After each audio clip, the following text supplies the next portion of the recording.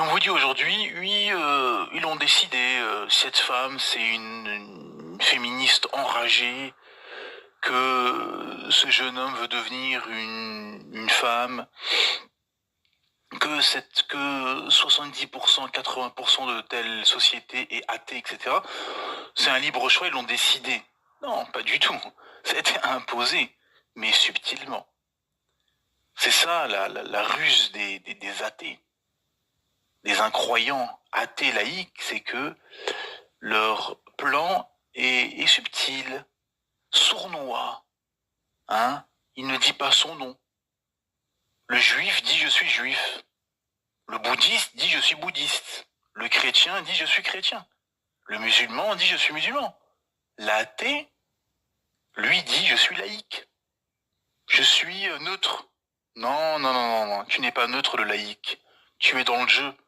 Tu prêches pour ton idéologie. Et tu le sais très bien.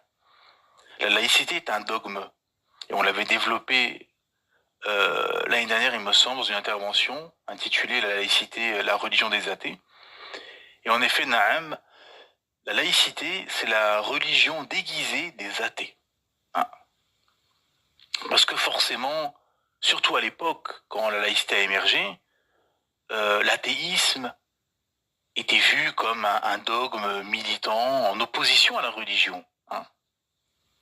Et c'est là qu'on voit dès le départ que c'est une croyance qui est fausse. C'est-à-dire que c'est une idéologie humaine de rébellion qui est née en opposition à la religion. Ce n'est pas quelque chose naturel en fait de l'humain. Ce n'est pas quelque chose comme personne qui croit en Dieu. Je crois en Dieu. Voilà. C'est quelque chose qui est naturel, qui est inné, qui est dans sa fitra, dans sa saine nature. Il croit au Créateur.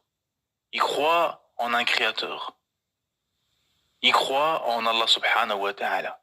Donc, ça c'est quelque chose de naturel. C'est pas une croyance en opposition à un incroyant, à un athée, non. L'athéisme, si, c'est en opposition à cela.